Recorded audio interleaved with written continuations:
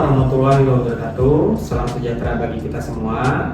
Saya Gian Prameswara, dosen pengampu mata kuliah Pengelolaan Mineral 1 pada program studi D3 Teknik Kimia Mineral Politeknik Ati Makassar. Dalam video ini, saya akan menjelaskan desain pembelajaran, capaian mata kuliah, serta relevansinya terhadap profil lulusan sebagai bagian dari dokumen kinerja dalam proses sertifikasi dosen.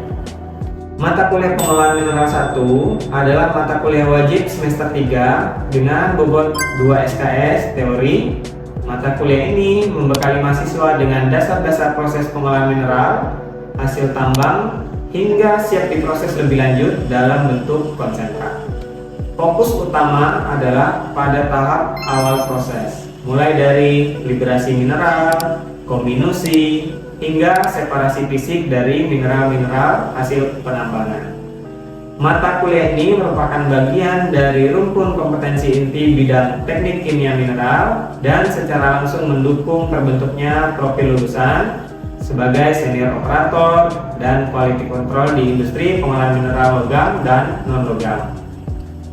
Mata kuliah ini dikembangkan berdasarkan integrasi CPL atau capaian pembelajaran lulusan, yaitu CPL yang pertama, kemampuan menerapkan prinsip rekayasa dan dalam pengolahan mineral, kemudian implementasi norma K3L, kemampuan menganalisis, menguji, dan melaporkan proses kerja secara sahih, kemudian kemampuan menyesuaikan teknologi pengolahan dengan isu ekonomi dan ekologi terkini.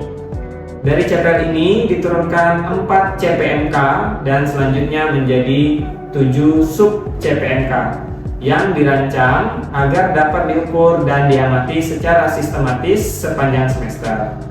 Metode pembelajaran yang saya terapkan meliputi yang pertama adalah ceramah interaktif dan diskusi di kelas untuk membangun pemahaman konseptual, kemudian presentasi kelompok untuk membangun keterampilan komunikasi ilmiah, kemudian pada metode pendekatan PBL atau Project Based Learning saya integrasikan di minggu ke-9 melalui tugas proyek analisis flowsheet pengolahan mineral, di mana mahasiswa diminta menyusun desain proses beserta parameter operasinya berdasarkan studi kasus yang relevan. Kemudian interaksi akademik dilakukan secara aktif melalui konsultasi atau diskusi berkala, bimbingan proyek, serta evaluasi formatif berbasis rubrik. Garis besar pembelajaran selama 16 minggu dibagi sebagai berikut. Minggu pertama hingga ke-7 yang dibahas di dalam kelas melalui metode ceramah adalah konsep dasar, kemudian diikuti dengan konsep-konsep liberasi mineral, proses kombinusi atau pengecilan ukuran, recovery, dan distribusi ukuran. Minggu 8 akan dilaksanakan ujian tengah semester. Minggu ke-9 hingga 15 akan ada pendalaman metode separasi fisik, parameter proses, serta jenis dan kapasitas alat untuk proses-proses separasi fisik mineral. Nah, dalam minggu ke-9 juga sudah dimulai tugas proyek oleh mahasiswa untuk pengembangan analisis flowsheet pengolahan mineral. Dan terakhir minggu ke-16 ujian akhir semester. Kemudian penilaian dilakukan secara menyeluruh dan proporsional terhadap setiap sub CPMK. Bobot penilaian meliputi UTS 35%, UAS 40%, tugas proyek dan tugas individu 15%, presentasi dan kuis 10%.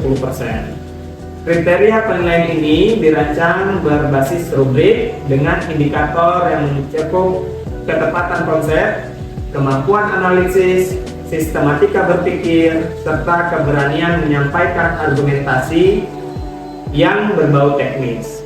Kemudian, Pengolahan Mineral 1 merupakan mata kuliah penghubung utama antara ilmu dasar dan kompetensi teknis dan menjadi dasar bagi mata kuliah selanjutnya seperti Pengolahan Mineral 2. dengan pembelajaran yang menekankan pada aspek engineering approach, analytical skill, dan problem solving.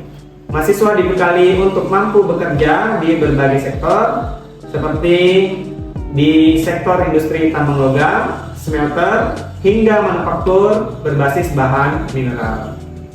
Secara khusus, capaian dari mata kuliah ini sangat relevan dengan profil lulusan sebagai teknisi ahli media yang siap bekerja di sektor proses dengan kemampuan analisis dan pengambilan keputusan berbasis data. Demikian mengenai mata kuliah pengolahan mineral 1 yang menjadi bagian yang tak terpisahkan dalam pencapaian profil lulusan Prodi Teknik Kimia Mineral Politeknik Ati Makassar. Saya berkomitmen untuk terus mengembangkan pendekatan pembelajaran berbasis teknologi dan kebutuhan industri yang terkini. Untuk itu, mari kita saksikan video pembelajaran pengolahan mineral 1 untuk minggu pertama, yaitu dengan tema pendahuluan atau pengenalan pengolahan mineral. Kita akan masuk ke pertemuan pertama. Pertemuan pertama ini kita akan fokus untuk membahas mengenai kenapa sih mineral itu harus diolah dan bagaimana cara kita mengolah mineral itu menjadi konsentrat. Sesuai dengan fokus kita di mata kuliah ini, mengolah mineral dari bahan tambang menjadi konsentrat. Kalau kita lihat di layar, di situ ada hasil penambangan mineral Cu, contohnya kalkopirit, yang mengandung sekitar 5-10% Cu atau tembaga. Untuk menjadikan kalkopirit tersebut menjadi konsentrat kalkopirit, kita harus melakukan proses pengolahan sesuai dengan karakteristik biji yang kita ingin olah. Yang pertama, kita harus melakukan proses pengecilan ukuran menggunakan jaw crusher, hammer mill, ball mill. Itu tujuannya adalah untuk memperkecil ukuran partikel. Kalau kita lihat ukuran partikel dari hasil penambangan itu biasanya berupa bongkahan-bongkahan seperti ini, batu ya, atau tanah, lempung, dan lain sebagainya. Setelah kita lakukan proses kominusi, ukurannya akan semakin kecil, ya. Mungkin tersisa hanya 200 mes atau 150 mes, ya. Tergantung dari proses kominusi apa yang kita lakukan. Nah, mungkin Rehan dan Rustika bisa diperlihatkan ke temannya bahwa ini adalah contoh batuan atau ore laterit ya, yang kita ambil di Morowali, salah satu yang masih ngetren sekarang untuk pengolahan nikel. Jadi itu adalah laterit ore tipe saprolit ya, yang mengandung sekitar 2,5% nikel sebelum diolah, yaitu fresh dari hasil penambangan. Kemudian yang dipegang Rustika tadi itu adalah hasil kominusi telah melalui proses crushing pertama, crushing kedua, dan juga proses grinding. Jadi tujuan kita dalam pengolahan mineral pertama, pengolahan mineral 1 ini adalah yang pertama tadi untuk memperkecil ukuran. Supaya apa? Supaya dia cocok untuk diolah lagi pada pengolahan selanjutnya. Contohnya ekstraktif metalurgi menggunakan hidrometalurgi, pirometalurgi, dan elektrometalurgi. Tuh. Kalau kita lihat secara garis besar proses pengolahan mineral awal dari proses penambangan hingga kita dapatkan konsentrat, ya. Konsentrat itu adalah material yang telah di-upgrade nilai logamnya atau recovery logamnya. Kita bisa lihat dari ore itu biasanya ditambah, kemudian dibawa ke pabrik pengolahan mineral, akan dilakukan proses crushing atau pemecahan ukuran untuk mendapatkan partikel atau material yang memiliki ukuran yang lebih kecil. Kemudian setelah proses crushing dilakukan, partikel yang sudah kecil tadi akan dilakukan proses grinding. Grinding ini merupakan proses pengecilan ukuran juga, namun dilakukan biasanya untuk proses pengecilan ukuran secondary, lanjutan dari proses crushing. Nah, oleh karenanya biasanya setelah proses grinding ini dilakukan proses penyaringan yang lolos sesuai dengan ukuran partikel yang diinginkan, kita namakan undersize ya, yang lolos dari pengayaran. Yang tidak lolos kita namakan oversize. Oversize inilah yang kemudian diumpankan kembali ke dalam proses crushing dan juga proses grinding, supaya nanti keluarannya tetap akan semuanya memiliki ukuran yang sama atau yang homogene. Kemudian belum sampai di situ, kita harus melakukan proses lanjutan berupa proses separasi atau klasifikasi. Untuk apa? Untuk memisahkan mineral A, mineral B, dan mineral C berdasarkan sifat fisiknya. Misalkan sifat fisik itu adalah beda densitas, kemudian beda apa lagi? Beda ukuran, beda gravitasi spesifik, dan lain sebagainya. Dan ada juga proses separasi yang bisa kita lakukan berdasarkan beda sifat psikokimianya, seperti pemisahan menggunakan flotasi. Flotasi itu digunakan untuk memisahkan mineral A dan mineral B berdasarkan perbedaan sifat permukaannya. Yang satu hidrofobik, tidak suka dengan air, yang satu hidrofilik.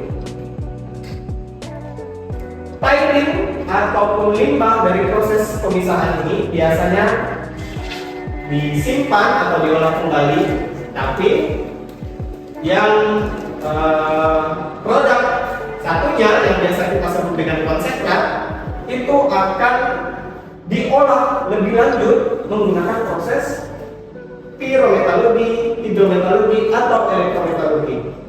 Atau biasanya paling banyak di industri itu adalah proses campuran hidro dan piro, hidro dan elektro. Salah satu contohnya bisa kita lihat di depan. Ini adalah laterit ore, hasil penambangan, hasil crushing tadi. Pada proses ekstraksi metalurgi untuk mengekstrak nikel dari laterit ore, biasanya kita ekstrak menggunakan asam untuk mengekstrak logam. Bisa kita dapatkan nikel, besi, kobalt, mangan terlarut di dalam hasil pelindian atau hasil licin. Yang kemudian kita bisa pisahkan lagi, ekstrak lagi besinya sendiri. Besinya kita endapkan terlebih dahulu sehingga tersisa hanya nikel, kobalt, dan mangan. Jadi dari nikel, larutan nikel, kobalt, dan mangan ini kemudian bisa kita presipitasikan atau bisa kita endapkan yang biasa disebut dengan mix hydroxide precipitate atau campuran dari nikel, kobalt, dan mangan dari laterit ore. Kemudian dari produk antara MHP ini bisa kita dapatkan produk antara lanjutan, yaitu prekursor NMC atau prekursor nikel, mangan, kobalt, yang bisa kita gunakan sebagai katoda baterai lithium yang sekarang masih hangat-hangatnya tentang electric vehicle atau kendaraan listrik. Ya, semua proses yang ada di sini tadi itu merupakan nanti fokus di pengolahan mineral luar, karena sudah membahas ekstraktif teknologi. Fokusnya kita adalah untuk mendapatkan konsentrat, memisahkan konsentrat dan tailing dari proses hasil penambangan. Kemudian kalau kita lihat lagi peta Indonesia berdasarkan sudut pandang sumber daya mineralnya, kita di Indonesia ini merupakan negara yang paling kaya sumber daya mineralnya.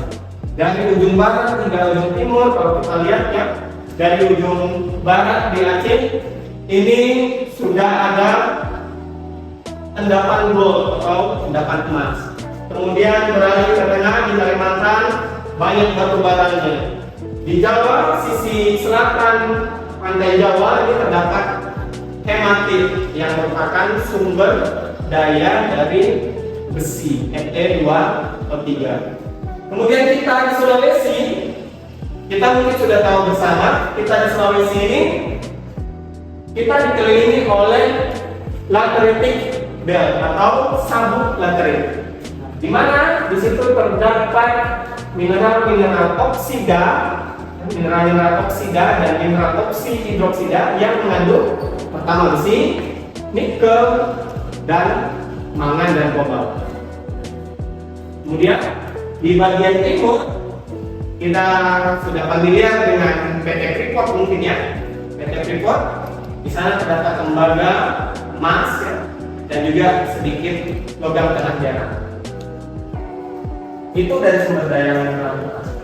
Kemudian kalau kita lihat lagi tabel periodik, semakin kesini semakin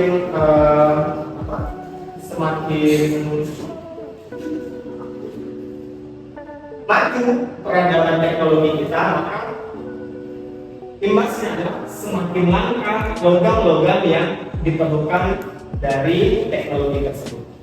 Contohnya saja, sekarang kalau kita lihat di tabel periodik ini, yang berwarna merah ini adalah logam-logam yang saat ini sudah lengkap. Contoh, yttrium. Yttrium ini termasuk di dalam logam tanah jarang ya. Logam tanah jarang itu biasanya menjadi ikutan dari penambangan timah. Jika ada penambangan timah pasti terikut juga logam tanah jarang. Yttrium warnanya sangat merah sekali. Artinya apa? Kalau dia sangat merah sekali, dia merupakan salah satu logam yang kritis atau mineral yang kritis saat ini. Karena permintaannya tinggi mungkin untuk magnet ya, tapi sumber dayanya sedikit. Sumber dayanya sedikit. Begitu juga dengan yang lain. Mungkin nikel ini masih belum terlalu ya. Tapi kalau kita lihat sebelumnya kobalt. Kobalt ini penambangannya hanya di Kongo, di Afrika. Kalau di kita di Latrikor itu hanya 0,5 ya, 0,2% saja. Jadi tidak setinggi yang ada di Afrika. Kemudian ini adalah kalau kita lihat sekarang proses produsen utama logam di dunia itu adalah China. Namun sebelum-sebelumnya kalau kita lihat USA Amerika ya, kemudian Inggris dan juga sedikit Rusia dan sebagainya. Ini adalah historinya kenapa kita sekarang ini bisa ya mengolah logam dari hasil penambangan. Ternyata dari zaman dahulu nenek moyang kita itu sudah mengolah logam. Contohnya pada zaman besi, zaman perunggu, kecuali zaman batu. Jadi zaman besi artinya nenek moyang kita itu sudah bisa mengolah atau mendapatkan besi dari sumber daya mineral. Zaman perunggu, ya dulu nenek moyang kita itu sudah berhasil mengekstrak perunggu atau tembaga dari sumber daya mineral. Ya, apa itu mineral? Jadi mineral itu adalah material yang terdapat atau terjadi secara alami. Itu tidak ada campur tangan manusia, jadi dia secara alami dalam ribuan atau mungkin jutaan tahun baru terbentuk. Kemudian sifatnya anorganik. Jadi mineral atau logam itu anorganik. Kemudian bersifat padat dalam keadaan standar kecuali Hg atau merkuri.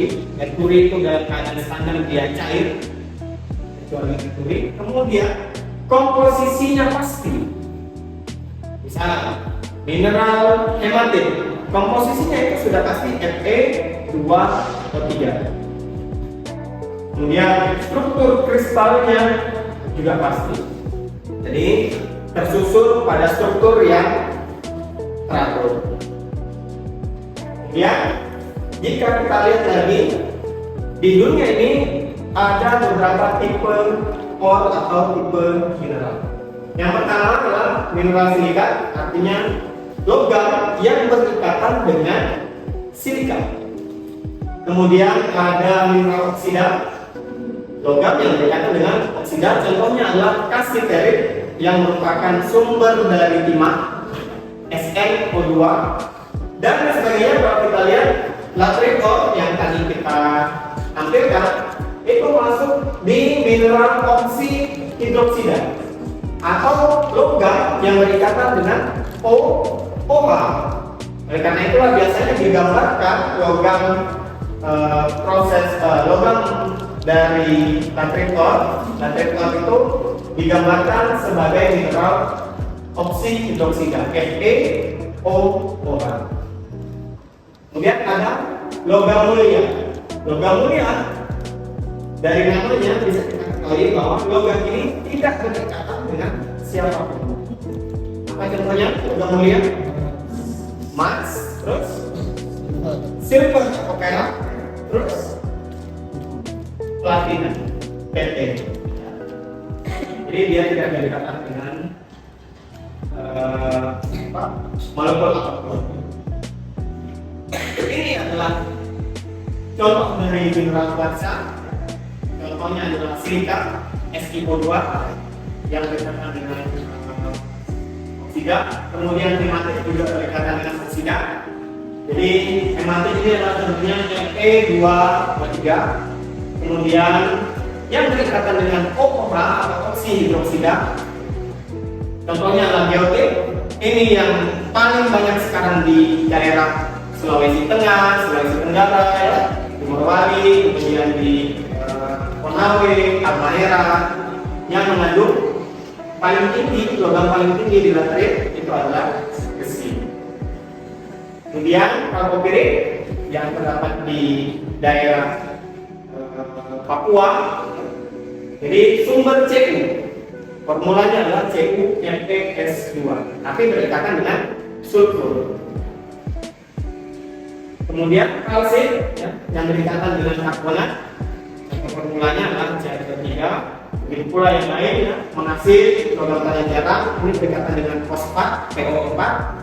Kemudian klorid yang berdekatan dengan F ya. Dan PGM atau precious group of metal. Seperti yang telah dijelaskan tadi, untuk mempreparasi ore kita harus melakukan yang pertama adalah size reduction atau pengecilan ukuran, dan yang kedua harus melakukan separasi untuk mendapatkan konsentrat dan tailing. Mana tailing yang akan dibuat, konsentratnya akan diolah lebih lanjut. Ya, kita juga akan melakukan proses crushing ya, pada proses pengecilan ukuran. Bisa menggunakan primary crusher seperti gal crusher, gyratory, kemudian secondary crusher bisa menggunakan cone crusher, hammer mill dan lain sebagainya. Nanti kita akan bahas lebih lanjut. Untuk proses pemisahan sendiri, pemisahan ini berbeda untuk setiap ore yang ingin kita olah, berbasis dari karakteristik ore yang ingin kita olah. Jadi semisal jika di dalam ore itu tergantung mineral A dan mineral B yang memiliki perbedaan densitas, maka lebih cocok kalau kita gunakan misalnya spiral atau wet table ya, jika perbedaan densitasnya sangat tinggi. Kemudian proses lanjutan dari proses setelah kita dapatkan konsentrat, salah satunya adalah proses pirometallurgi menggunakan smelting, ya, reduksi, kemudian kalsinasi. Itu adalah proses-proses pirometallurgi. Yang paling ngetren sekarang proses pirometallurgi untuk menghasilkan ferronikel menggunakan blast furnace. Jika kita akan belajar. Dan proses hidrometallurgi ini adalah proses ekstraksi logam, pemisahan logam menggunakan reagen kimia. Kemudian yang terakhir adalah elektrometalurgi, proses ekstraksi logam menggunakan melibatkan aliran listrik. Itu saja untuk materi kita hari ini. Silakan jika ada yang ingin mengajukan pertanyaan, silakan.